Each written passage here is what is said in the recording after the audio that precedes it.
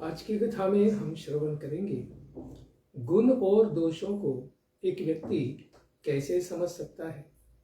इस संसार में जो गुण दोष की व्यवस्था है उसका क्या स्वरूप है और क्या रहस्य है, इसको भगवान उद्धव गीता में उद्धव जी को बताते हैं।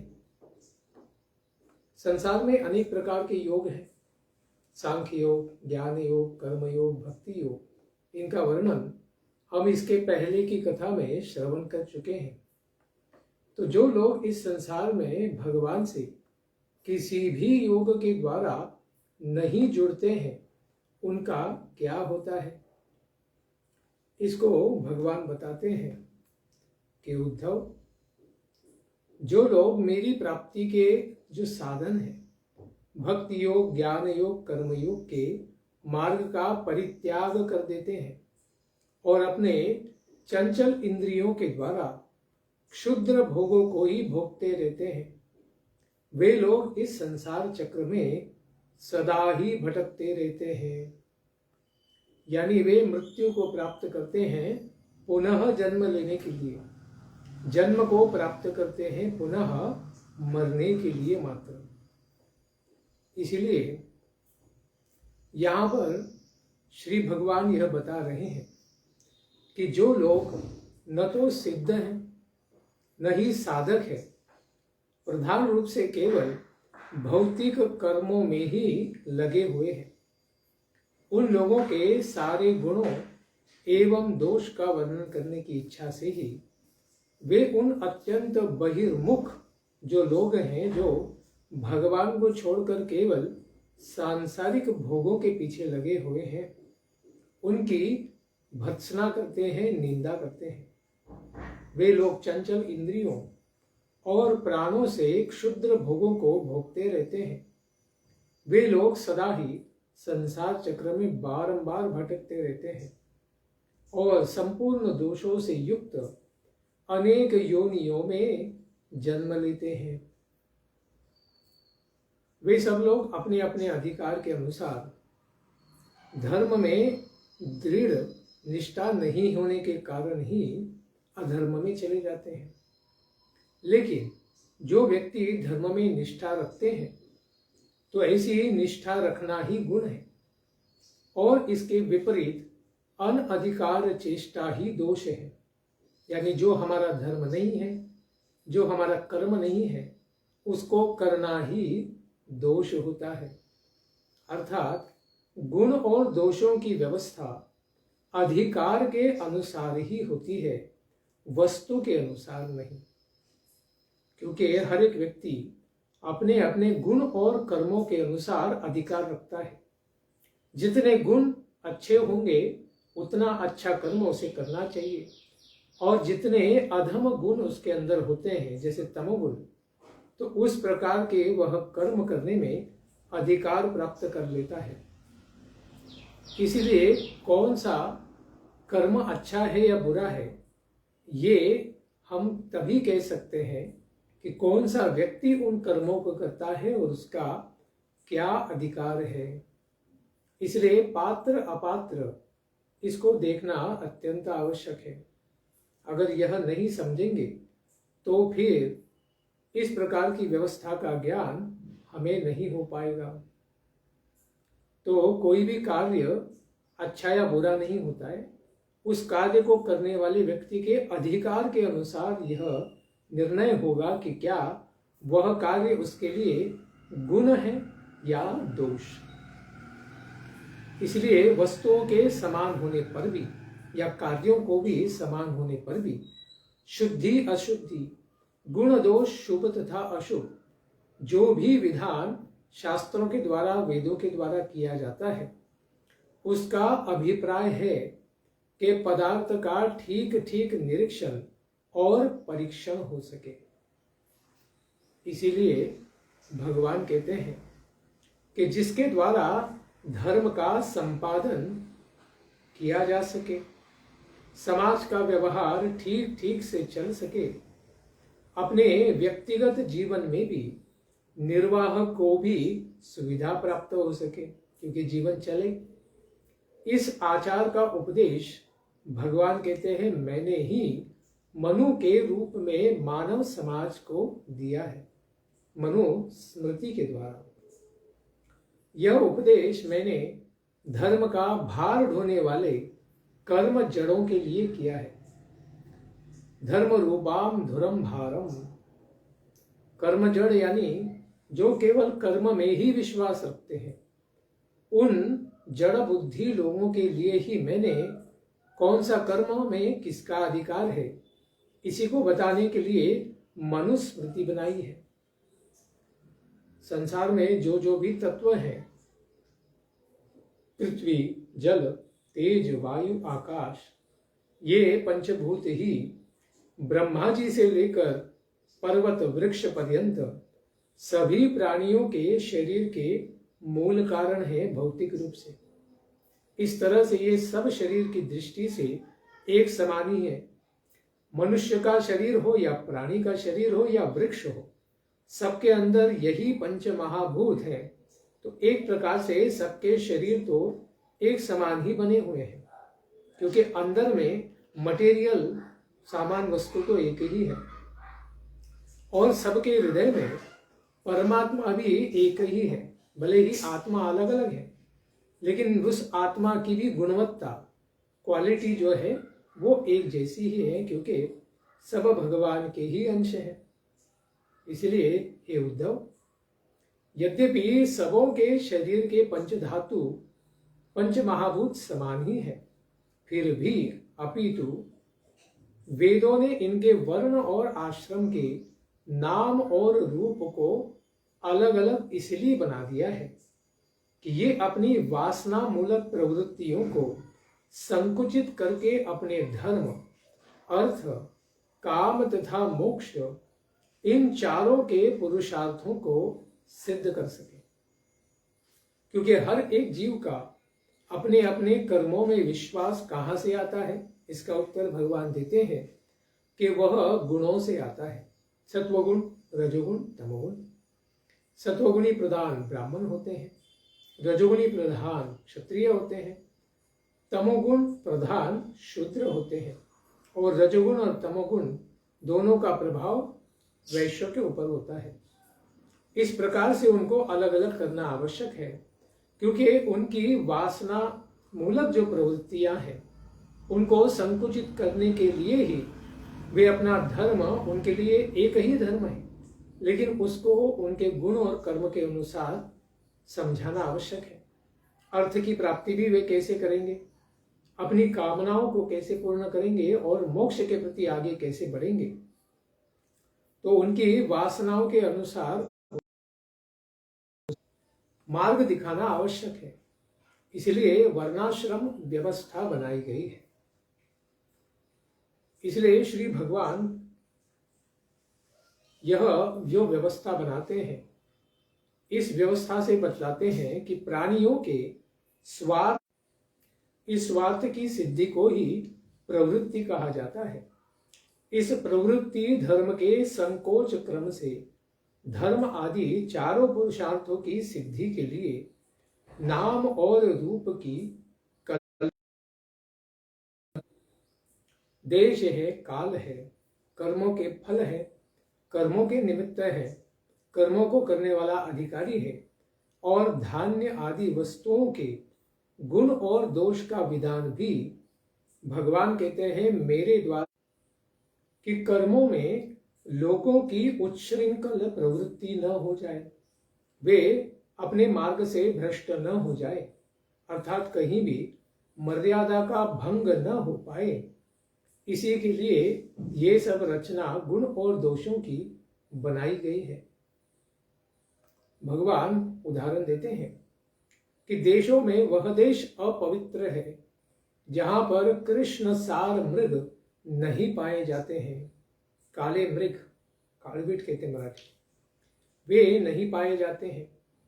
और जिस देश के निवासी ब्राह्मणों के भक्त नहीं हैं, जो ब्राह्मण भगवान के भक्त हैं, या उन प्रदेशों को छोड़कर संत पुरुष चले गए हैं, या फिर उस देश में संत पुरुष रहते ही नहीं है, ऐसे कीकट आदि देश भी अपवित्र हैं।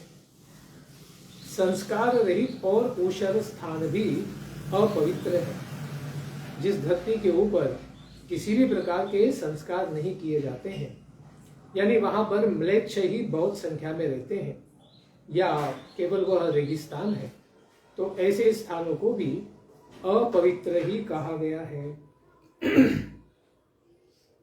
काल के बारे में बताते हैं कि काल या समय वही शुद्ध है जिसमें अपने वर्णाश्रम के अनुसार कर्म करने के लिए सारी योग्य सामग्री मिल जाती है, वह समय ही शुद्ध होता है। जिसमें कर्म करने योग्य सामग्री न मिल पाए वह काल या समय अशुद्ध है। आगंतुक दोष के कारण, यज्ञ आदि अथवा स्वाभाविक दोष के कारण कर्म न हो सके वह काल अशुद्ध है। तो अपनी कर्मों की शुद्धि जहां हो पाए उसी काल को शुद्ध कहा जाएगा।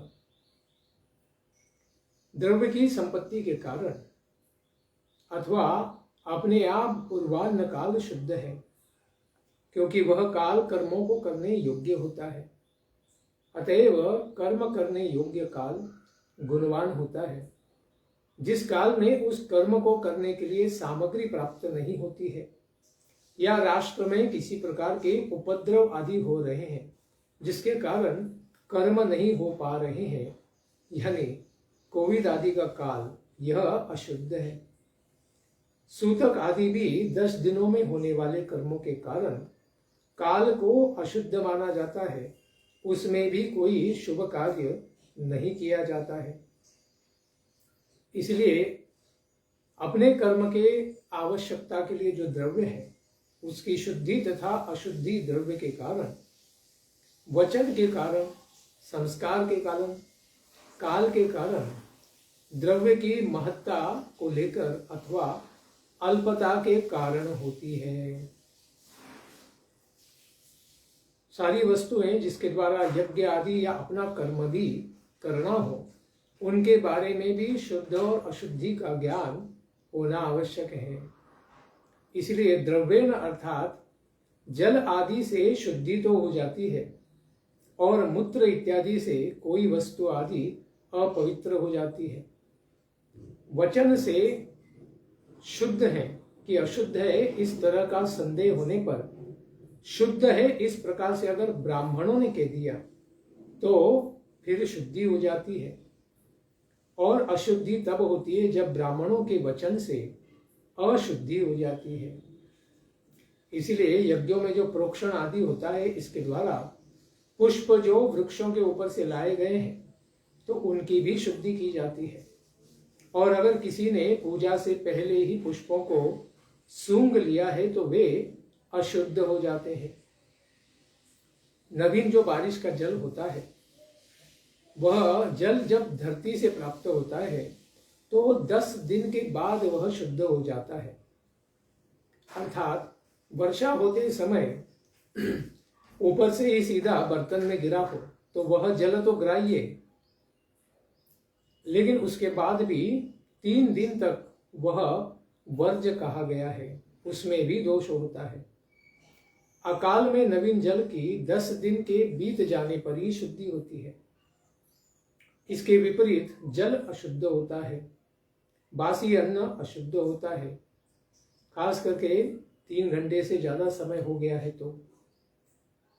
शूद्र यानी शोचेती शूद्र, सदा ही शोक संताप करने वाले व्यक्ति को शूद्र कहा जाता है। ऐसे शूद्र के द्वारा दूषित किया गया बहुत अधिक जल भी शुद्ध होता है। यानी कोई अस्वच्छ व्यक्ति है लेकिन नदी तालाब या बावड़ी में जाके नहा लेता है, लेकिन पानी बहुत है, तब भी वह जल शुद्ध ही माना जाता है।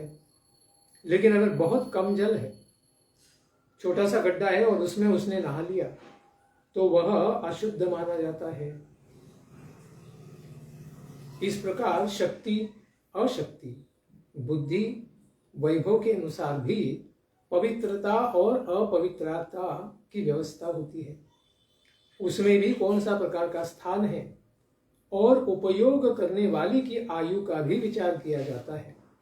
इस प्रकार शुद्ध वस्तुओं के व्यवहार का दोष ठीक किया जाता है। इसके बारे में बताते हैं।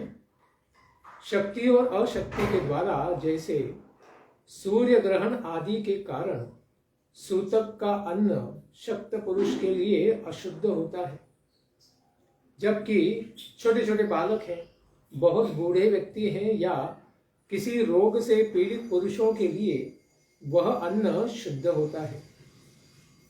बुद्धि के द्वारा जैसे पुत्रोत्पत्ति होने पर 10 दिन से बाहर के ज्ञान से शुद्धि होती है तथा आंतर ज्ञान से अशुद्ध होता है।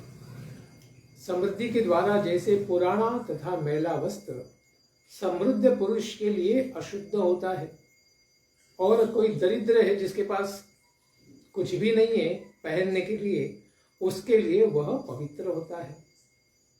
ये सभी द्रव्य वचन आदि द्रव्य की अशुद्धि द्वारा अपने लिए जो पाप करते हैं वह देश और व्यवस्था के अनुसार ही ठीक ठीक करते हैं, सबों के लिए नहीं। उदाहरण देते हैं, निर्भय स्थान में ही करते हैं, चोर आदि से भरे स्थान में नहीं करते हैं। रोग आदि से भिन्न युवावस्था में ही पाप करते हैं, बाल्यावस्था रोगी आदि की अवस्था में नहीं। स्मृतियां भी कहती हैं कि देश काल आत्मा द्रव्य द्रव्य के प्रयोजन उपपत्ति और अवस्था को जानकर ही पावित्र्य की कल्पना करनी चाहिए। जैसे शास्त्र कहते भी हैं, 5 वर्ष या 7 वर्ष से छोटे बच्चे जो होते हैं उनके पापों को या गलतियों को यमराज भी माफ कर देते हैं। तो यह अवस्था के अनुसार भी समझना चाहिए। इसी के साथ अन्न काष्ठ यानी लकड़ी, हाथी के दांत, हाथी दांत से बनी हुई हड्डियों से कोई वस्तुएं हैं, सूत, मधु, नमक, तेल, घी आदि रस, पारा और तेजस पदार्थ, चमड़ा, घड़ा आदि सब मिट्टी के बने पदार्थ समय पर अपने आप ही हवा लगने से ही शुद्ध हो जाती हैं। बहुत सारी वस्तुएं, कुछ चीजें अग्नि में जलाने से शुद्ध होती हैं, कुछ चीजें मिट्टी लगाने से शुद्ध होती हैं, अथवा जल में धोने से भी शुद्ध हो जाती हैं। देश काल और अवस्था के अनुसार कहीं जल से शुद्ध होती है, कहीं मिट्टी से उसका शोधन होता है, या फिर कभी कभी जल और मिट्टी को साथ में लेकर संयोग के द्वारा उनकी शुद्धि करनी पड़ती है। तो कहीं कहीं एक एक से भी शुद्धि हो जाती है।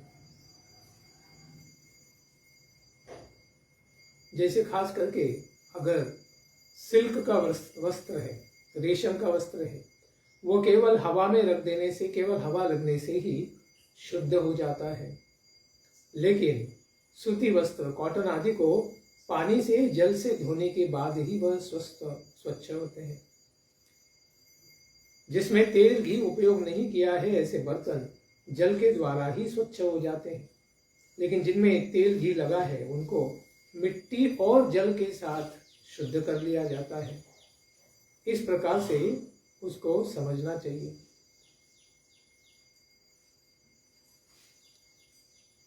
अपवित्र जो पदार्थ है, इसका लेप किसी वस्तु पर लग गया है तो उसके द्वारा उसकी सिद्धि कैसे करनी चाहिए? तो कहते हैं कि जिसके द्वारा उस लेप का जो गंध है या दिखने वाला जो लेप है वह पूरी तरह दूर हो जाता है और वह वस्तु अपने स्वाभाविक अवस्था में पुनः आ जाती है। उस वस्तु का वही पावित्र्य है, इस प्रकार से कहा जाएगा। इस प्रकार कोई गंदी वस्तु लग गई है तो वह वस्तु दिखनी भी नहीं चाहिए और उसके साथ उसकी गंध भी चली जानी चाहिए। इस प्रकार से उसे शुद्ध करना चाहिए। उदाहरण के रूप में लकड़ी का उदाहरण बताया है। लकड़ी पर कोई गलत वस्तु लग गई है तो फिर उस लकड़ी की शुद्धि छीलने से हो जाएगी।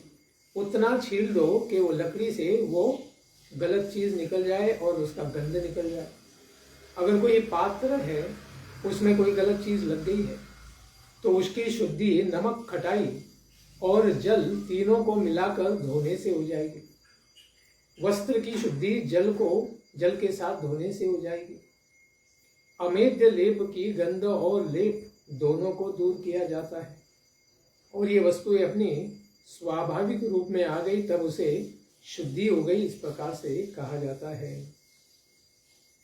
इसी के साथ स्नान है, दान है, तपस्या है, अवस्था यानी ब्रह्मचर्य, वीर्यवान, सामर्थ्य, संस्कार, कर्म।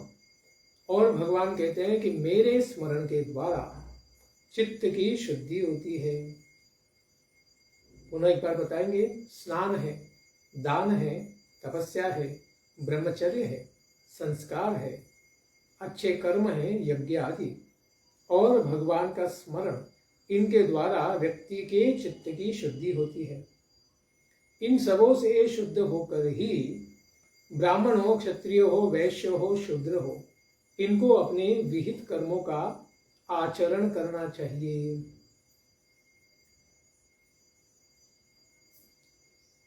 इसी के साथ भगवान कहते हैं कि जो आध्यात्मिक जीवन में आगे बढ़ना चाहते हैं उन्हें गुरु की आवश्यकता है और गुरुओं से मंत्र दीक्षा की आवश्यकता है। तो भगवान कहते हैं मंत्र से परिज्ञानम, मंत्र गुरु मुख से दाहिने कान में श्रवण करना चाहिए और उसको हृदयंगम कर लेना चाहिए, अपने हृदय में बिठा लेना चाहिए। इससे फिर मन की शुद्धि हो जाती है। इसलिए कहा भी गया है, मनस्त्रायते मंत्र, मन को जो तार देता है उसी को मंत्र कहते हैं। तो मन की शुद्धि ही मन को तारना होता है।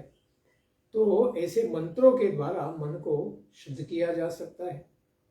और भगवान कहते हैं कर्म शुद्धि मदर्पणम, जब कर्मों को शुद्ध करना है, वो भी किसी भी वर्ण का और किसी भी जाति के व्यक्ति का हो, तो भगवान कहते हैं मदर्पणम, मुझे समर्पित कर देने से, खास करके उस कर्मों से आने वाले जो फल है, लाभ है, उनको भगवान की प्रसन्नता के लिए समर्पित कर देने से कर्म की शुद्धि हो जाती है। इस तरह से षड्भी धर्म संपद्यते, देश है, काल है, पदार्थ है, करने वाला कर्ता है, मंत्र है और करने वाला कर्म, इन छहों के शुद्ध होने पर धर्म होता है और अशुद्ध होने पर अधर्म होता है। इसीलिए वेदों में या फिर कोई भी यज्ञ कर्म में सदा इन वस्तुओं के बारे में कि वे शुद्ध हैं, इसको देखा जाता है। अन्यथा यज्ञ अशुद्ध हो जाएगा, परिणाम प्राप्त नहीं होगा। कहीं पर तो शास्त्र विधि से गुण दोष बन जाता है, गुण दोष बन जाता है और दोष गुण बन जाता है। अतएव दोष और गुण का भेद इसीलिए कल्पित होने के कारण बाधित हो जाता है। यह गुण एवं दोष का विभाग वास्तविक नहीं है। इस बात को भगवान बताते हैं कि जैसे आपत्ति काल में प्रतिग्रह लेना गुण है, किंतु आपत्ति काल के नहीं होने पर प्रतिग्रह को स्वीकार करना निषिद्ध होने के कारण दोष है। जैसे दूसरे का धर्म अपने लिए दोष होता है, परधर्म भयावह गीता में कहा गया है। ब्राह्मण ने क्षत्रिय का काम नहीं करना चाहिए, क्षत्रिय ने वैश्य का नहीं और वैश्य ने शूद्र का नहीं।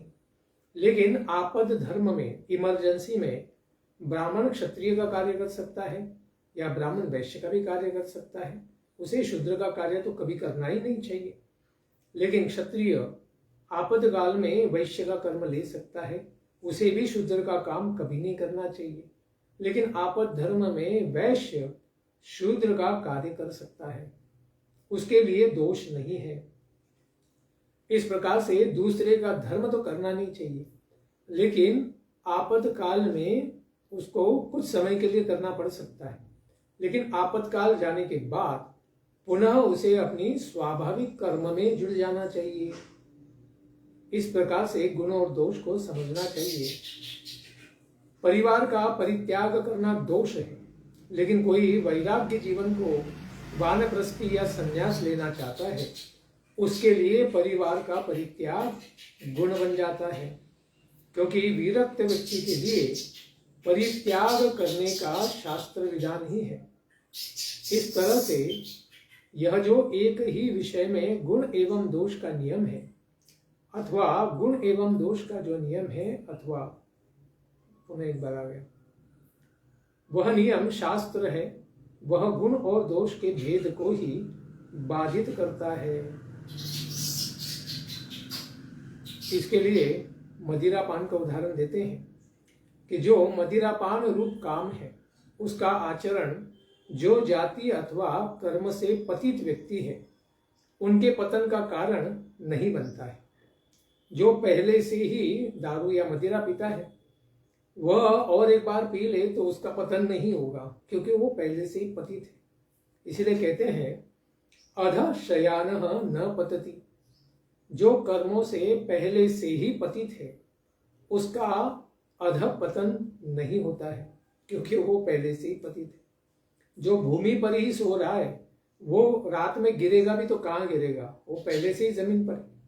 लेकिन जो खटिया के ऊपर है, वो जमीन पर गिर सकता है।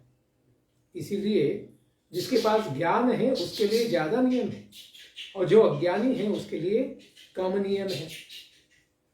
इसी तरह स्त्री का संग करना वैरागी व्यक्ति के लिए दोष है, लेकिन गृहस्थ के लिए अपनी पत्नी के साथ संयोग करना ऋतो भार्याम उपेयात, इस शास्त्र के अनुसार, विधान के अनुसार ऋतु काल में अपनी पत्नी का संग करके पुत्र उत्पत्ति करना गृहस्थ के लिए गुण बताया गया है। तो कार्य है स्त्री संग, वह गृहस्थ के लिए गुण बन गया और सन्यासी के लिए महापाप बन गया। इसीलिए कर्म अच्छा बुरा अधिकार के अनुसार ही हम समझ सकते हैं कि कौन से व्यक्ति ने उसका कौन सा अधिकार में उसको किया है, तभी हम उसका गुण है या दोष ही बता सकते हैं। तो जो यहाँ पर बताते हैं कि जो व्यक्ति ने स्त्री को स्वीकार किया है, गृहस्थ है, उसके लिए ऋतुकाल में पत्नी गमन करना दोष नहीं है, क्योंकि उसने पहले से ही पत्नी को स्वीकार किया है। इसीलिए वो अधिक नीचे न गिर जाए, इसीलिए तो पत्नी को उसने स्वीकार किया है। यहाँ पर इस प्रकार से उदाहरण दिया है, जिन जिन दोषों और गुणों से मनुष्य का चित्त उपरत हो जाता है, उससे वो विरक्त हो जाता है, वह उन वस्तुओं के बंधन से मुक्त हो जाता है। मनुष्यों के लिए यह निवृत्ति रूप धर्म ही तो परम कल्याण का साधन है।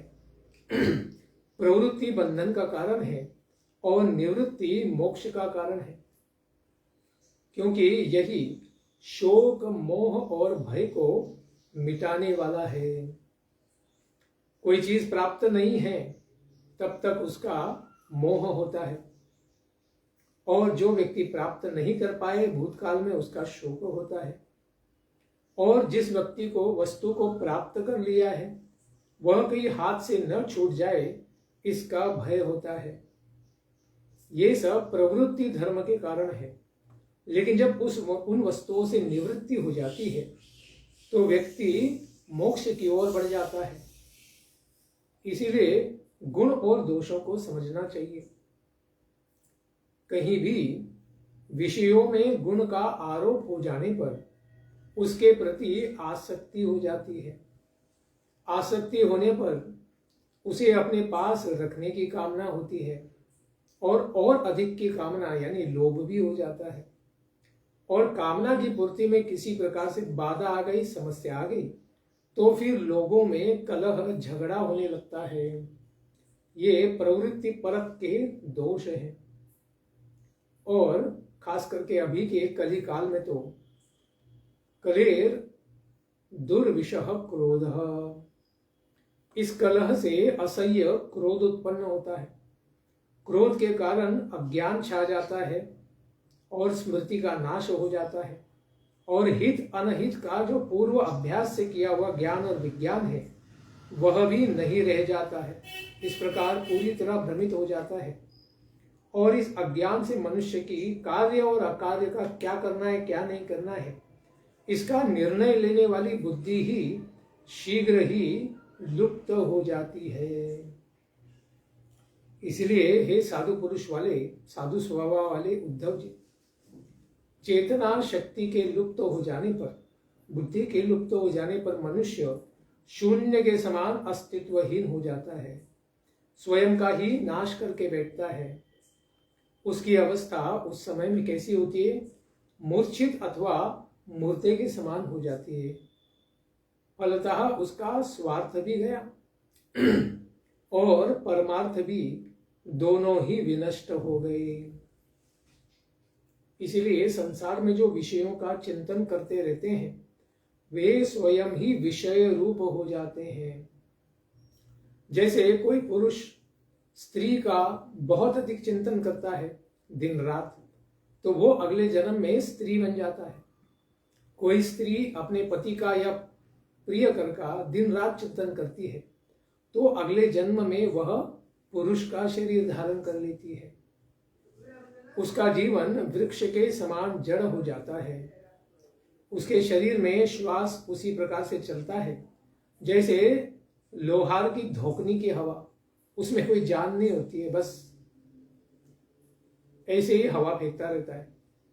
उसे न तो अपना ज्ञान रहता है क्योंकि वो पूरी तरह भ्रमित होकर खो गया है सपनों में, और उसे न दूसरे का ज्ञान रहता है।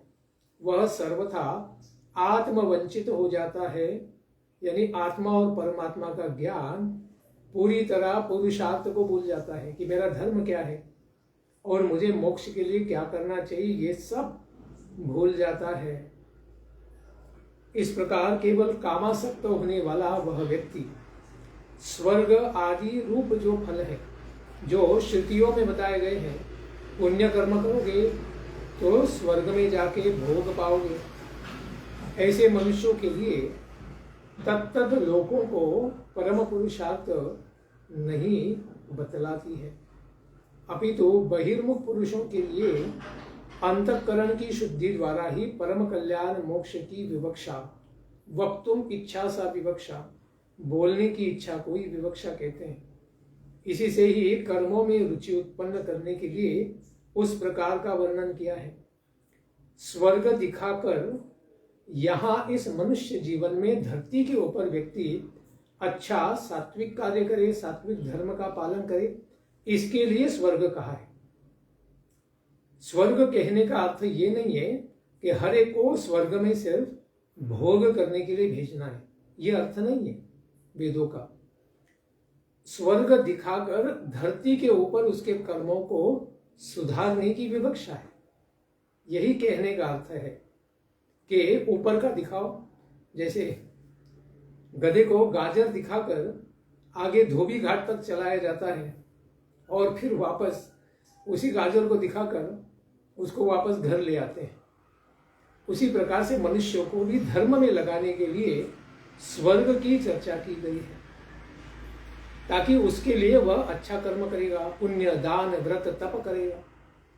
जिस तरह बच्चों से भी औषधि जो बहुत कड़वी होती है उसको पीने के लिए रोचक वाक्य कहे जाते हैं। क्या बोलते हैं?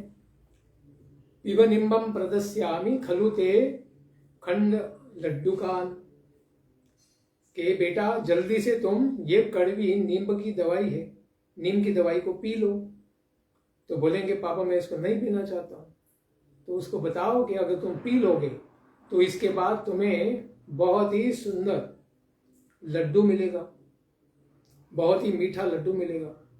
इस प्रकार से उसको लड्डू देना उद्देश्य नहीं है, उद्देश्य है उसको कड़वी दवाई पिलाना। इस प्रकार से ही वेद क्या कार्य करते हैं? अप्रत्यक्ष रूप से कहते हैं कि अच्छा कर्म कराना है तो स्वर्ग दिखाओ और कड़वी दवाई के लिए लड्डू दिखाओ। इस प्रकार से दूसरे का कल्याण किया जाता है। निश्चित रूप से मनुष्य भोगों में, प्राणों में, अपने सगे संबंधी लोगों में जन्म में ही आसक्त होते रहते हैं और ये सभी उसके लिए अनर्थ के कारण है। इससे उसकी आत्मोन्नति में बाधा हो जाती है और वह संसार चक्र में पूरी तरह फंसकर दुख के ऊपर दुख पाता है, माया से लात के ऊपर लात पाता है, फिर भी आसक्ति को नहीं छोड़ता है। स्वार्थम अविदुषः। ऐसे जो लोग परम पुरुषार्थ को नहीं जानते, अविदुषः, उनकी बुद्धि नहीं है, वे विद्वान नहीं है। अतएव वेदों में जो भी स्वर्ग आदि जाने का वर्णन मिलता है उसे शीश झुकाकर ज्यों के त्यों मान लेते हैं। हाँ हाँ, हम स्वर्ग जाएंगे, हम यज्ञ करेंगे, हम अच्छा काम करेंगे। इस प्रकार काम मार्ग में देवादि योनियों में फिर वो भटकते रहेंगे।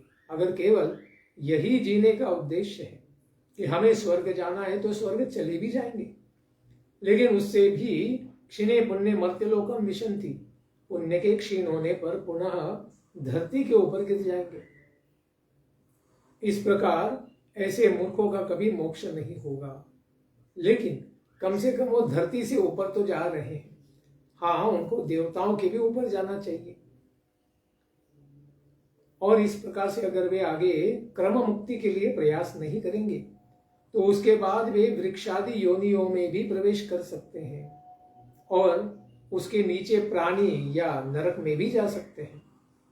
इस प्रकार इंद्रिय आदि कामना वाले लोग कोई भी विज्ञ पुरुष अथवा वेद प्रवृत्ति मार्ग में क्यों लगेगा या लगाएगा। इसीलिए प्रवृत्ति मार्ग में स्वयं भी नहीं लगना चाहिए और दूसरे को भी नहीं लगाना चाहिए। लेकिन संसार में प्रायः लोग देखे जाते हैं सदा ही दूसरे को बोलते रहते हैं कि तुम कब शादी कर रहे हो, कब बच्चे पैदा कर रहे हो, कब तुम बिजनेस के लिए बड़ा काम करने वाले हो। तो संसार में हर एक व्यक्ति दूसरे को भी स्वयं तो प्रवृत्ति में लगा है और दूसरे को भी प्रवृत्ति में ही लगा रहा है। इसी के कारण संसार में समस्या है, क्योंकि कोई भी संसार से बाहर जाने की चर्चा नहीं कर रहे हैं। ऐसे कुछ दुर्बुद्धि लोग वेदों के इस अभिप्राय को नहीं समझ पाने के कारण कर्म में आसक्ति वशात पुष्पों के समान ही स्वर्गादि लोगों का वर्णन देखते हैं और उनको ही सर्वश्रेष्ठ फल मानकर उसी में भटकते रहते हैं। 72 होरों की बातें करते हैं और उसके लिए कठिन से कठिन पाप कर बैठते हैं, जिसमें स्वयं का भी नाश, दूसरों का भी नाश कर देते हैं। किंतु वेदज्ञ पुरुष श्रुतियों का तात्पर्य इस प्रकार का नहीं मानते हैं। ब्राह्मणस्य विजानता, जो ज्ञानी पुरुष है, विदुष है, वो तो जानता है कि वेद इसको केवल प्रवृत्ति में सुधार लाने के लिए ही बात कर रहे हैं। व्यक्ति को स्वर्ग नहीं भेजना चाहते, वे तो संसार से उसको पार ही करना चाहते हैं। इसलिए गुण और दोषों का विधान दिया गया है। विषय वासना में ही जो फंसे हुए दीनहीन रंग बिरंगे पुष्पों के समान ही स्वर्ग आदि लोगों की मन में रचना करते हैं और उसी को सत्य मान बैठते हैं। अग्नि के द्वारा सिद्ध होने वाले जो यज्ञ आदि हैं उन्हीं कर्मों में मुग्ध होते हैं। स्वाहा स्वाहा स्वाहा, तो उनको बड़ा अच्छा लगता है कि यज्ञ में जितना घी डालेंगे उतना जल्दी मैं अप्सराओं के पास पहुंच जाऊंगा। अंत में उन्हें देवलोक और पितृलोकों की प्राप्ति होती है, उसमें भी हजारों साल फंस जाते हैं और बाद में वापस नीचे गिर जाते हैं। उन लोगों को अपने धाम का, वैकुंठ का कोई भी ज्ञान नहीं होता है, न अपने आत्म स्वरूप का ही कोई ज्ञान होता है।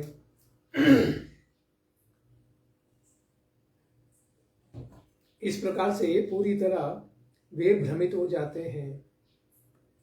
उनके पास केवल कर्म की ही साधना होती है, जिसका फल केवल इंद्रियों की तृप्ति है। उनकी आंखें धुंधली हो जाती हैं, कुछ भी दिखता नहीं है। यही कारण है कि वे अपने हृदय में विद्यमान भगवान परमात्मा, जो जगत के रूप में भी हैं और जगत में हर जीव के रूप में है और हर जीव के हृदय में परमात्मा रूप में है, लेकिन उनको हम नहीं देख पाते हैं। तथा जिनसे ही इस जगत की सृष्टि आदि होती है उन्हें वे कभी भी जान नहीं पाते हैं। भले ही आत्मा भगवान परमात्मा का ही अंश है, लेकिन जब अनात्म बुद्धि से स्वयं को भौतिक शरीर ही मान बैठता है तो फिर वह भगवान का संशोधन नहीं करता है और कर्म में फंसकर नरक आदि में भी चला जाता है। इस प्रकार उन कर्म मीमांसक जो लोग होते हैं कि संसार केवल कर्म के लिए बना है, स्वर्ग में जाना, फिर धरती पर आना, फिर पशु बनना, फिर नरक में जाना, फिर मनुष्य बनना, फिर स्वर्ग में जाना, ऐसे कर्म सदा सर्वदा सनातन काल के लिए करना ही हमारा कर्तव्य है। मोक्ष मोक्ष वगैरह कुछ होता नहीं है। इस प्रकार को मानने वाले उन व्यक्तियों को कर्म मीमांसक कहते हैं। ऐसे मीमांसकों का यदि हिंसा और उसके फल मांस भक्षण में ही राग हो कि चलो हम यज्ञ करेंगे और यज्ञ में पशु की बलि दे देंगे, और बलि होने के बाद अगर वो यज्ञ असफल भी रहा तो उस आधे जले हुए पशु को खा जाएंगे, और यज्ञ सफल हो गया तो स्वर्ग में चले जाएंगे। उसको यदि वे नहीं छोड़ सके उन यज्ञों को और भौतिक इच्छाओं को, तो केवल यज्ञ में ही हिंसा उनको करनी पड़ेगी। यह परिसंख्या विधि संध्या वंदन आदि के समान अपूर्व विधि नहीं है।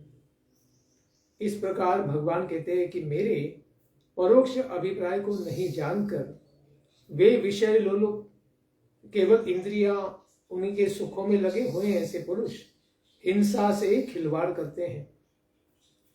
कहते हैं कि इसको हलाल करेंगे, धीरे धीरे इसकी गर्दन काटो, कोई बोलते एक झटके में इसको काट दो। इस प्रकार से दोनों ही मूर्खताएं हैं, क्योंकि उसका कर्म जो है वह केवल अपनी भौतिक कामनाओं की पूर्ति करना चाहता है, भगवान से उसका कोई भी संबंध नहीं है। हिंसा विहारा ही खलाहा, ऐसे विषय लोलुप पुरुष जो केवल हिंसा का ही खिलवाड़ करते हैं, ये दुष्टतावश अपनी इंद्रियों की तृप्ति के लिए ही दूसरे पशुओं को रोज मारते हैं और पशुओं के मांस से यज्ञ करते हैं। और आजकल तो यज्ञ भी नहीं है, ऐसे ही देव पितर के लिए भोग चढ़ाते हैं, भूतपतियों विनायकों की पूजा करते हैं, और इस प्रकार से उनको लगता है कि हम बहुत बड़ा यज्ञ कर रहे हैं, हम पितरों को बहुत प्रसन्न कर रहे हैं। कुछ मूर्ख लोग पितृ पूजा में, श्राद्ध में दारू या मदिरा को भी रख देते हैं। तो ये सब मूर्खताएं चल रही हैं। इस प्रकार लोग स्वर्ग आदि परलोक इनके लिए स्वप्न के समान ही है। ऐसे वस्तुतः वे तो असत है, यानी आत्मा के लिए यूजलेस है, अर्थहीन है। केवल उन लोगों की बातें सुनने में बहुत मीठी लगती है, इसे श्रुति सुख कहते हैं कि बस सुनने में अच्छा लगता है, वहां जाने पर क्या सुख मिलेगा। क्योंकि इंद्र को भी शाप मिलने से वह कभी सुअर बन जाता है, या गौतम जी की पत्नी अहल्या के पीछे लगने से उसके शरीर में तो 1000 योनि चिन्ह बन गए थे। उन्हीं को फिर गौतम ऋषि ने उपशाप करके 1000 बंद आंखें बना दी थी। तो इस प्रकार का शरीर कौन प्राप्त करना चाहता है? तो स्वर्ग में अगर इंद्र के ये हाल हैं, तो फिर बाकी देवताओं की बात क्या है, मनुष्य की बात क्या है, या फिर नरक में यमदूतों की क्या बात है? फिर भी ऐसे स्वप्नवत वस्तुओं के पीछे ये लोग भागते रहते हैं। ऐसे सकाम पुरुष वहां के भोगों के लिए अपने मन में न जाने कितना संकल्प कर लेते हैं। जिस तरह व्यापारी अधिक लाभ की आशा से अपने मूल धन को भी गवा बैठते हैं, खास करके जुए में अपना पैसा लगा है वो सारा चला जाता है, कभी कभी उनके कपड़े भी चले जाते हैं। वे सकाम पुरुष इस प्रकार से कभी कभी गलत यज्ञों के द्वारा भी अपने धन का नाश कर देते हैं। इसलिए संसार में 3 प्रकार के व्यक्ति हैं, रजोगुण, सत्वगुण और तमोगुण की सेवा करने वाले। अतएव वे रजोगुणी, सत्वगुणी और तमोगुणी प्रवृत्ति के होने के कारण ही इन गुणों के इंद्र आदि देवताओं की उपासना करते हैं। सत्वगुणी लोग इंद्रादि देवता, रजोगुणी लोग ब्रह्मा आदि की, राक्षसों की, और भूत आदि की तमोगुणी लोग पूजा करते हैं। उस प्रकार से वे कभी भी भगवान श्री हरि श्री कृष्ण की पूजा नहीं करते हैं, इसीलिए कर्म के बंधन में फंसकर संसार में ही फंसे रहते हैं। इस प्रकार पुष्प के समान अत्यंत चंचल मन वाले, अत्यंत अभिमानी और हठी लोग होते हैं।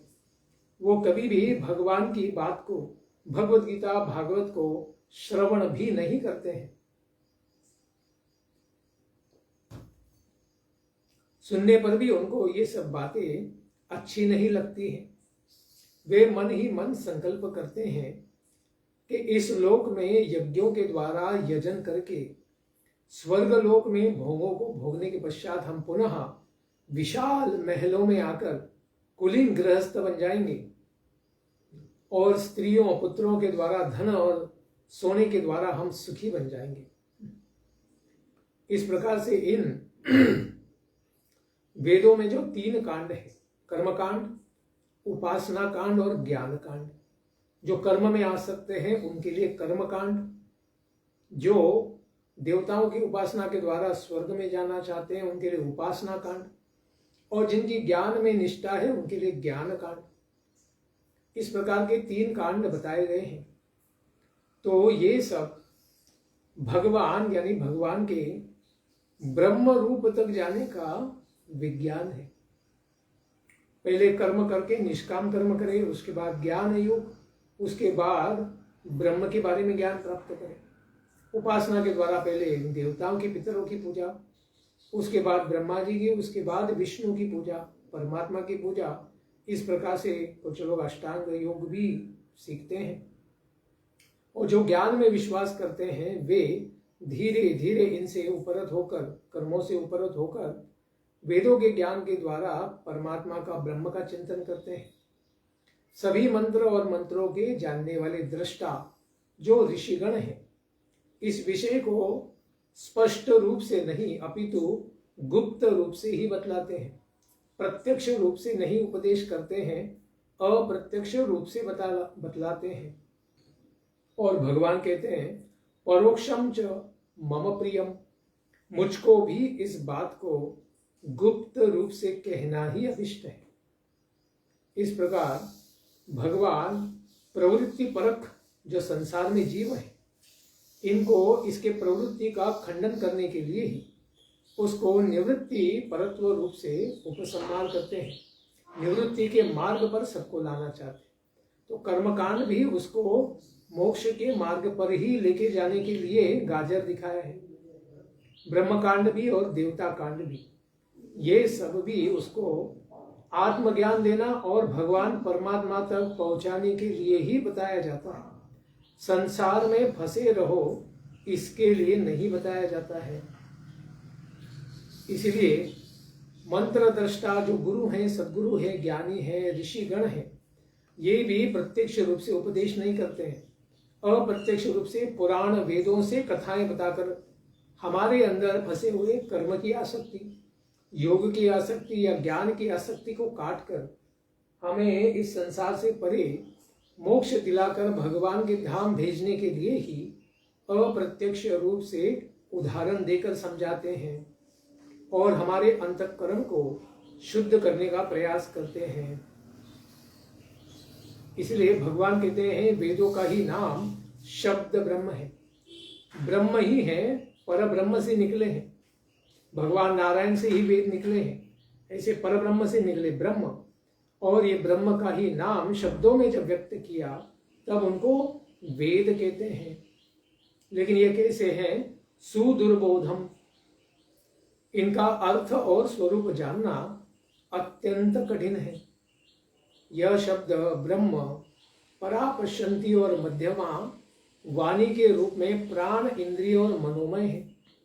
इसका पार पाना तो बड़ा ही कठिन है, ज्ञानियों के लिए भी कठिन है। यह समुद्र के समान सीमातीत है, इसकी कोई सीमा नहीं, एवं गंभीर भावों से युक्त है। भगवान स्वयं कहते हैं अनंत पारम गंभीरम दुर्विगाह्यम समुद्रवत। इसका थाह लगाना बहुत ही कठिन है।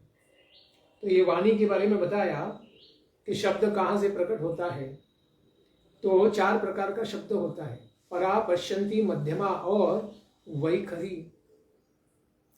इस प्रकार यह परा शब्द जो है, जो दिखता नहीं, सुनाई नहीं देता है, यह प्राण में स्थित होता है अपने शरीर में सबसे नीचे मूलाधार चक्र में। इसके बाद यह पश्यंती स्तर तक आता है, जो प्राण से अभी मन तक आ जाता है। जो मन पढ़ सकते हैं वे इसको पश्यंती ध्वनि को सुन सकते हैं। यह शब्द होता है मणिपुर चक्र में, यानी नाभि में स्थित होता है। उसके बाद यह शब्द आता है मध्यमा शब्द, जो हृदय में स्थित होता है, यानी अनाहत चक्र में आता है, हृदय में। और फिर उसके बाद वो वैखरी शब्द बनता है, वह इंद्रिय यानी कंठ में, जिह्वा में आ जाता है। वह होता है हमारे विशुद्धि चक्र में। इस प्रकार से यह शब्द आगे बाहर मुख से बाहर निकलता है तो प्रकट हो जाता है, उसी को वैखरी कहते हैं। तो सामान्यतः वैखरी शब्द ही लोग सुन पाते हैं। उससे जो प्रगत हैं, योगी हैं, वे मध्यमा को सुन सकते हैं। उससे भी प्रगत है वे पश्यंती को सुन सकते हैं। और उससे भी बहुत त्रिकालदर्शी हैं तो वे परा शब्द को भी श्रवण कर सकते हैं। लेकिन योग विधि में मंत्रों के उच्चारण के द्वारा, मानसिक मंत्र उच्चारण के द्वारा इसी को फिर माथे पर आज्ञा चक्र तक पहुंचाते हैं। उसी के ऊपर फिर शिर चक्र, सहस्त्रार चक्र तक पहुंचाते हैं। और वहीं से योगी बाहर निकल के भगवान के वैकुंठ धाम भी चले जाते हैं। इस प्रकार इन चारों प्रकार के जो ध्वनि हैं, शब्द हैं, इन वाणियों में 3 को तो शरीर रूपी गुफा के भीतर ही छिपाया गया है, मध्यमा, पश्यंती और परा। और केवल एक ही जो वैखरी है वो शरीर के बाहर आता है। अतएव निंगयंती अर्थात वे अपने स्वरूप का प्रकाश नहीं करते हैं, वो समझ में नहीं आते दूसरे व्यक्ति को। अतएव वाणी के चौथे भाग जो वैखरी है उसी को मनुष्य बोलते हैं। हम जो अभी बोल रहे हैं, आप सुन रहे हैं, ये वैखरी शब्द है। लेकिन यह प्रकट होने वाला वैखरी शब्द भी है। प्रकट होने के बाद हम सुन भी पा रहे अपने कानों से, तब भी तत्वतः इस शब्द को भी व्यक्ति नहीं जानते हैं। भगवान कहते हैं वेदों में तो वैखरी रूप से शब्द ब्रह्म परिपूर्ण रूप से प्रकट है, और उसको पढ़ने वाला व्यक्ति पढ़ भी रहा है, सुनने वाला व्यक्ति सुन भी रहा है, तब भी तत्वतः उस शब्द को नहीं जान सकता है। इतना कठिन है वेदों को समझना। इसीलिए अगर किसी को लगता है कि केवल स्वर्गों को दिखा रहे हैं तो वो क्या समझा, वो कुछ भी नहीं समझा। इसलिए भगवान कहते हैं कि उद्धव, मैं अनंत शक्ति संपन्न और स्वयं अनंत भगवान हूं। मैंने ही वेदों को प्रकट किया और उन्हीं का विस्तार वेदव्यास के रूप में किया है। जिस तरह कमल नाल के भीतर पिटियोल में बहुत ही पतले पतले सूक्ष्म सूत यानी तंतु होते हैं, उसी तरह यह वेद वाणी प्राणियों के अंतःकरण में अनाहत नाद ओंकार का सूक्ष्म जो ध्यान किया जाता है, शरीर के अंदर बाहर नहीं, उसी के रूप में प्रकट होती है। इसीलिए वेदानाम अहम ओंकार, मंत्राणाम अहम ओंकारोस्मि। भगवान कहते हैं सारे मंत्रों में मैं ओंकार हूं, और ओंकार ये भगवान की हुंकार है, और इसी के द्वारा सारे वेद प्रकट है। तो जो ओंकार का ध्यान करता है, अभ्यास करता है, वह भगवान का दर्शन पाता है, साक्षात्कार पाता है। इसी अनाहत, बिना आहत, बिना आघात किए, मुंह बंद करने के बाद भी जिसका हम उच्चारण कर सकते उसी को ओंकार नाद कहते हैं। लेकिन जैसे क ख ग घ बोलना है तो मुंह खोलना पड़ता है, लेकिन बिना मुंह खोले भी हम ओंकार का नाद कर सकते हैं, इस प्रकार से। तो यह जो नाद है, इसी के रूप में विद्यमान वेद का साक्षात्कार अप्ततमा मनुष्य पुरुष ही कर सकते हैं, जो बहुत ध्यान से सालों साल इसका चिंतन करते हैं। सभी प्राणियों के भीतर सूक्ष्म रूप से देखे जाने का दृष्टांत है कि भगवान को दर्शन हृदय में किया जा सकता है। इस ओंकार के द्वारा जब पवित्र होकर अंतःकरण में भगवान परमात्मा का अस्तित्व है, ये हम जान लेते हैं, उन्हीं का ध्यान करते हैं, तो उनका भी दर्शन हम कर सकते हैं। और यह ज्ञान जो है कि हृदय में परमात्मा है, यह कमलनाल के भीतर अत्यंत सूक्ष्म जो तंतु होता है उसी के समान यह ज्ञान भी हर कर्म में छुपा हुआ है। लेकिन उस पतले धागे को पकड़ने के लिए हमें भगवान की प्रीति के लिए वह कर्म करने से, यानी वेदों का पालन करने से वह धागा हमारे हाथ में आ जाएगा।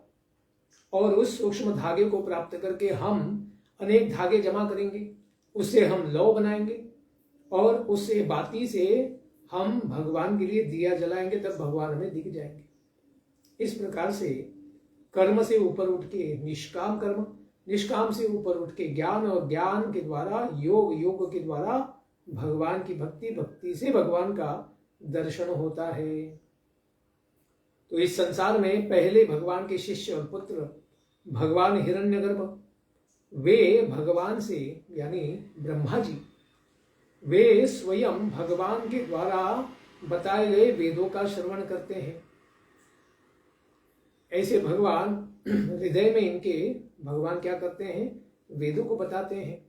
तो वे ब्रह्मा भी स्वयं वेद मूर्ति बन जाते हैं, वे भी अमृतमय बन जाते हैं, प्राण उनकी उपाधि है, एवं स्वयं अनाहत नाद के द्वारा उनकी अभिव्यक्ति हुई है। शब्द के द्वारा ही ब्रह्मा जी का शरीर बना हुआ है। जैसे मकड़ी अपने हृदय और मुख द्वारा जाला उगलती है, उसको बनाती है, उसमें घर बनाती है, कीड़ों को फंसा के खाती है, बच्चे बनाती है और बाद में फिर उसे निगल कर अपने पेट में ले लेती है। उसी प्रकार से भगवान पूरे संसार को अपने मुख से यानी अपने दिव्य शरीर से प्रकट करते हैं और बाद में नाक के द्वारा सब ब्रह्मांडों को अपने अंदर ले लेते हैं। वैसे ही स्पर्श आदि वर्णों का संकल्प करने वाले मन रूपी निमित्त कारण के द्वारा हृदयाकाश से अनंत अपार अनेक मार्गों वाली वैखरी रूप वेदवाणी को स्वयं ही प्रकट करते हैं। तो भगवान भी जैसे हमने मूलाधार चक्र से अनाहत चक्र वगैरह वगैरह सारे चक्रों से निकलकर जब ध्वनि बाहर आता है तो ये ध्वनि ही आध्यात्मिक है, लेकिन इसको जानने के लिए हमें उनका स्वरूप समझना पड़ता है। तो ये वेद ही भगवान से प्रकट है और भगवान में ही वापस चले जाते हैं पूरा ब्रह्मांड के साथ। इस प्रकार वह वाणी हृदय में विद्यमान ओंकार के द्वारा जो अभिव्यक्त स्पर्श व्यंजन 25 स्वर है, ऊष्मांग और अंतस्थ, इन प्रकार से ये वर्णों का विश्लेषण किया गया है। उसमें ऐसे छंद हैं कि जिनमें उत्तरोत्तर चार चार वर्ण बढ़ते जाते हैं और उनके द्वारा विचित्र भाषा के रूप में सारे वेदों का अनंत विस्तार हुआ है। इस प्रकार स्पर्श वर्ण है क वर्ग, च वर्ग, ट वर्ग, त वर्ग और प वर्ग। ये 25 हो गए, इनको स्पर्श कहते हैं। अ आ ई उ ये सब क्या है, 16 वर्ण स्वर है। श श स ह ये ऊष्म वर्ण है। य र ल व ये अंतस्थ वर्ण है। इस प्रकार विचित्र लौकिक भाषाओं से ये पूरे संसार में वेदों का और शब्द का विस्तार हुआ है। इसी के साथ अभी भगवान कहते हैं कि इन शब्दों को जोड़कर छंद बनाए जाते हैं। तो छंदों के कितने प्रकार हैं? तो भगवान कहते हैं कि छंदों के इस प्रकार कुछ विशेष प्रकार है, उनके नाम बताते हैं। गायत्री, उष्णिक, अनुष्टुप, भगवत गीता ज्यादा करके अनुष्टुप छंद में है। बृहति, पंक्ति, त्रिष्टुप, जगति, अतिश्छंद, अत्यष्टि, अति जगति और विराट, ये सभी वैदिक छंद हैं जो उत्तरोत्तर 4 अधिक अक्षरों वाले हैं। जैसे गायत्री छंद 24 अक्षरों वाला है, उष्णिक 28, अनुष्टुप 32। इस प्रकार से इनके द्वारा वेदों के मंत्र यानी श्लोक प्रकट हुए हैं। तो वेदवाणी कर्मकांड में क्या विधान करती है, क्या बताती है? किम विदते। उपासना कांड में किन देवताओं का वर्णन करती है और ज्ञान कांड में किन प्रतीतियों का अनुवाद करके उनमें अनेक प्रकार का विकल्प करती है। इन बातों को इस संबंध में श्रुति के रहस्य को भगवान कहते हैं लोके कश्चन न वेद हृदयम मदन्य। अरे उद्धव, इन पूरी वेदों का जो रहस्य है, ज्ञान है, मुझे छोड़कर कोई नहीं जानता। न ब्रह्मा, न शिव जी, न इंद्र आदि देवता, फिर राक्षस मनुष्य, इनकी बात ही क्या है। इसीलिए वेदों का सही अर्थ और तात्पर्य केवल भगवान अकेले ही जानते हैं। लेकिन यथा धिया यथा मति, जिसकी जितनी बुद्धि है, जितना ज्ञान, जितना योग, जितना अभ्यास है, उतना ज्ञान वे लोग प्राप्त कर सकते हैं। इसलिए भगवान कहते हैं कर्मकांड में सभी श्रुतियां मेरा ही विधान करती हैं। कर्मकांड में भी भगवान ही छुपे हैं, लेकिन मूर्ख व्यक्ति वो समझता नहीं है। उपासना कांड में भी देवताओं की उपासना बताई गई है, जैसे इंद्र आदि, लेकिन इंद्र ये विभूति भी तो भगवान का विस्तार है। उस उपाधि के ऊपर, सीट के ऊपर बैठा हुआ व्यक्ति जीव है, लेकिन वह सीट, जैसे ब्रह्मा भी सीट है, शिव जी भी सीट है, तो ये सब क्या है, विभूतियां हैं, और ये सब भगवान की शक्ति के द्योतक है। इसलिए उपासना कांड में भी उपास्य देवताओं के रूप में भगवान का ही वर्णन किया गया है उन श्रुतियों के द्वारा भी। और ज्ञान कांड में भी आकाश आदि रूप में मुझ में ही अन्य वस्तुओं का आरोप करके उनका निषेध कर देती हैं श्रुतियां, क्योंकि वेद ही शब्द है, शब्द से ही आकाश, आकाश से ही हवा यानी वायु, वायु से ही अग्नि आई, अग्नि से ही जल, जल से ही पृथ्वी। तो हर चीज तो इस प्रकार से ज्ञान कांड में भी जो बताया है कि सभी चीज भगवान से ही आई है, लेकिन फिर भी वे चीजें भगवान नहीं है, इस प्रकार से उनका निषेध भी कर दिया है। क्योंकि भगवान पृथ्वी भी है, लेकिन भगवान पृथ्वी नहीं है, क्योंकि पृथ्वी देखने पर हम भगवान को नहीं देखते, लेकिन पृथ्वी के कण कण में परमात्मा विराजमान है। इसलिए न इह नानास्ति किंचन, इस अनेक प्रकार से माया के द्वारा भगवान ने अनेक अनेक रूपों को प्रकट किया है, अनेक अनेक पंचभूतों को प्रकट किया है, लेकिन पंचभूतों में सर्वत्र भगवान है, लेकिन उनका दर्शन नहीं होता है। इसीलिए भगवान का अगर दर्शन करना है तो वेदों का क्या उपक्रम है इसको समझना चाहिए। वेदों में दिए गए गुण और दोष क्यों बताए गए हैं इसको समझना चाहिए, क्योंकि वे अधिकार के अनुसार है कि कौन सी वस्तु या कार्य या वर्ण या आश्रम किसके लिए गुण है, किसके लिए दोष है। इनको अच्छे तरीके से समझना ही ब्राह्मण से विजानता, जानने वाला व्यक्ति ही ब्राह्मण है, सद्गुरु है। इनके द्वारा मंत्र को प्राप्त करके जब व्यक्ति अच्छे से ध्यान साधना करेगा तो फिर शब्दों में छिपे हुए, जैसे कमल नाल में छुपे हुए तंतु की तरह, वह भी कर्म के अंदर, ध्यान के अंदर भगवान के दिव्य ज्ञान को प्राप्त करेगा और उस ज्ञान के द्वारा भक्ति भाव से भगवान का साक्षात्कार भी कर पाएगा। यही गुण और दोषों का प्रयोजन है। इसके बाद भगवान उद्धव को और कौन सा ज्ञान देंगे, इसको हम श्रवण करेंगे कल के प्रातःकालीन सत्र में। धन्यवाद। हरे कृष्ण। ग्रंथराज श्रीमद् भागवतम की जय, उद्धव गीता की जय। निताई गौर प्रेमानंदे हरि हरि बोल। जय जय श्री राधे श्याम, जय जय श्री वृंदावन धाम।